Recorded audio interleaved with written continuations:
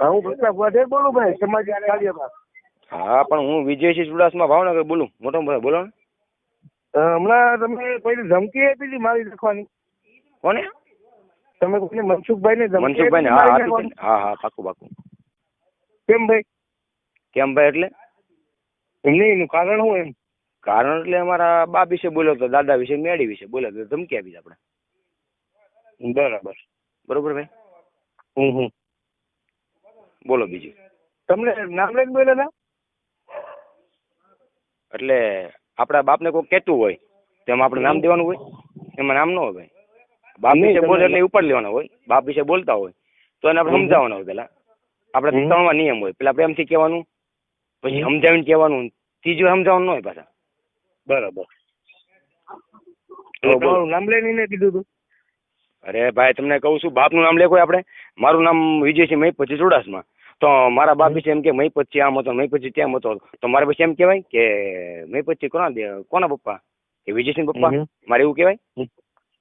ખબર છે વિજયસિંહ પપ્પા મહીપતજી જ છે. તો મારે કે આમાં કઈ કહેવાનું ન હોય ભાઈ. આપણે ભોળા દાદા વિશે બોલ્યા છે અને મારી મેળી વિશે બોલ્યા છે.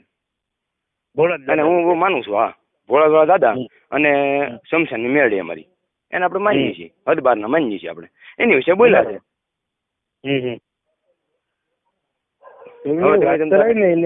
વાત કરાઈ કે ભાઈ આવી રીતે ના બોલાય, ભાઈ ને મારી નાખવાની કોઈને ધમકી. ભાઈ વાત સાંભળો તમે. આપણે બે ભાઈ વચ્ચે વાત છે, સાંભળો ખાલી. હવે કદાચ મારા ઘરે કઈ પ્રસંગ હોય અને તમે મને પ્રસંગ ભગવાન વાત કરો તો મને કેવું ખોટું લાગે.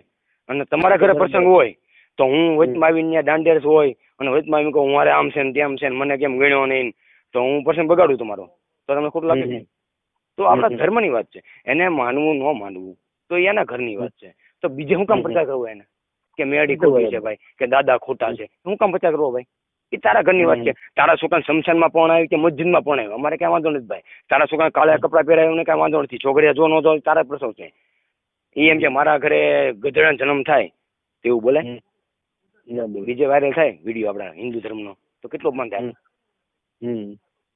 સમજ્યા છો તમારી? આપણે બીજો વિરોધ કઈ નથી આપણને, પણ આપણું હિન્દુ ધર્મ છે. માનો ન માનો ભાઈ, આપણે ક્યાં વાત છે કે ન માનો ભાઈ? અમે ક્યાં ના પાડી છે કે નહીં માનો તો નહીં માનો ભાઈ.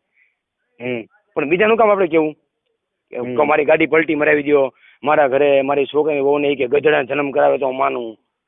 તો ભાઈ ધર્મ આપણે છે ને એવો ધર્મ છે કે ભાઈ જાતું કરવાળો, કે છોરું કચોરું થાય માવતર કમાવતર ન થાય. છોકરો ગમે ગાંડો હોય તો માં ન થાય. માને ઘરે ગાંડો છોકરો જન્મો તો માં હું પાલવે કે ન પાલવે? એને બહાર મૂકી દે, કાઢી મૂકીને બહાર ના કરે કે એને મારે નાખો એમ કે માં ન કહીએ કે? કારણ કે હું ગાંડો છે ભાઈ, મારો છોકરો છે ભાઈ, ગાંડો છે પણ મારો છોકરો છે.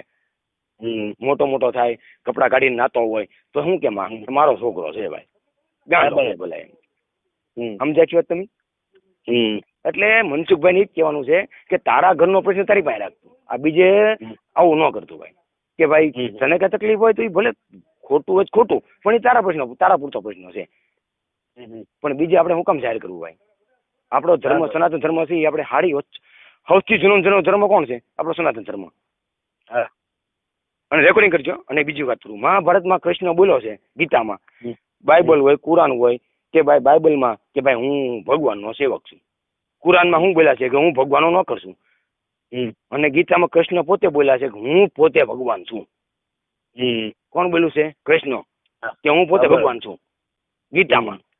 તો આવું જ્ઞાન લેવાય ભાઈ. આપણે હિન્દુ ધર્મ વાળા છીએ અને આ બીજી લેબન ન કરાય કે હું અમે ખોટા માનીએ છીએ, આમ છે ને તેમ છે. એટલે કોઈ સબૂત દેવા કળિયુગમાં નથી આવતું ભાઈ. હવે તમે કઈ કરોડ રૂપિયા લેણું કર્યું હોય મારું, તો હું લેણું કર્યું હોય તો મારો કઈ ભગવાન ભરવા મારું લેણું ન આવે ને ભરવાનું. અને મેં કઈ ખરાબ કામ કર્યા હોય, કોઈની બેનું દીકરી લાઈન મારી હોય ને નંબર નાખ્યા હોય ને, તો એ કઈ ભગવાન સપોર્ટ ન દે આપણને ભાઈ. આપણા જેવા કર્મ એવું ફળ મળે આપણને. હા, એ તો એવું જ મળે. બરોબર છે. અને હવે ન માનતા હોય આપણે તો 12 દી આપણે દાડો કરીએ છીએ, મરણ થાય ત્યારે લગ્નમાં ચોઘડિયા જોઈએ છીએ આપણે, આ બધું કરીએ છીએ, લીલ પણ આવીએ છીએ. પણ એ આપણો 750 વર્ષ જૂનો આપણો જે રીતિ રિવાજ છે હજી આયલો આવે છે.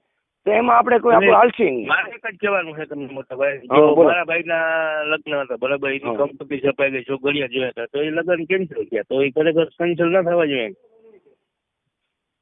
કંપની પ્રશ્ન કોનો છે? એ પ્રશ્ન કેનો છે હું ઈ જ છું તમને. એ તમારો પ્રશ્ન છે, તમારા ઘરનો પ્રશ્ન છે.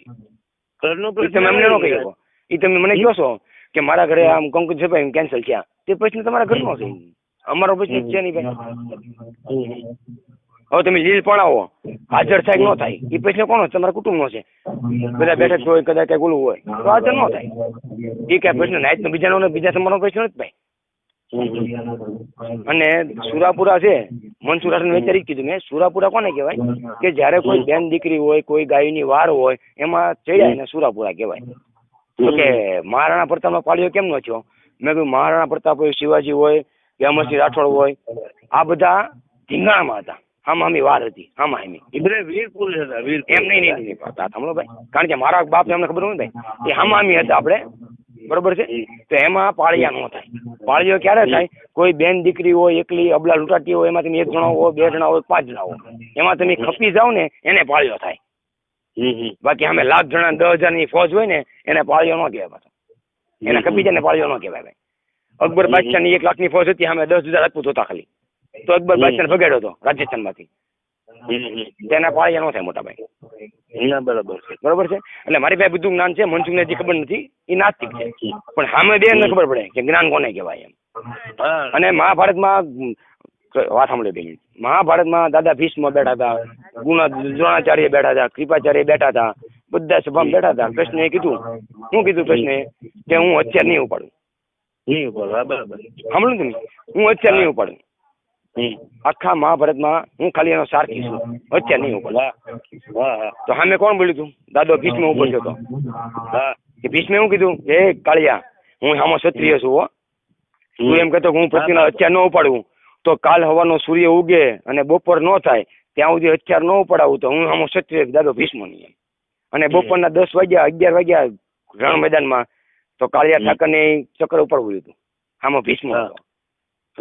સમજ્યા આખી વાત? એટલે હું બધી રીતે મોટા ભાઈ જાણકાર છું, પણ હજી આ ભાઈને ખબર નથી, મનસુખભાઈને. સમજ્યા તમે આખી વાત? એટલે જે બોલી મને ક્યાં તકલીફ નથી, પણ હિન્દુ ધર્મ ન બોલે, બીજી વાત જવા દે આપણે. બરોબર છે. અને જે બાબાનું બોલ્યા હતા એની આપણે માફી માંગી લીધી છે, એટલે એ વાત તો થઈ ગઈ આપણે. કારણ કે જે કાંઈ હોય આપણે એ શું કહેવાય, આપણે શરણ થઈ જાય એટલે એ પૂરું થઈ ગયું. સમજ્યા આખી વાત તમે? આપણે પૃથ્વીરાજ ચૌહાણ ને 16 વાર જાતા કર્યા હતા. કોને? પૃથ્વીરાજ ચૌહાણે 16 વાર જાતો કર્યો હતો મોહમ્મદ.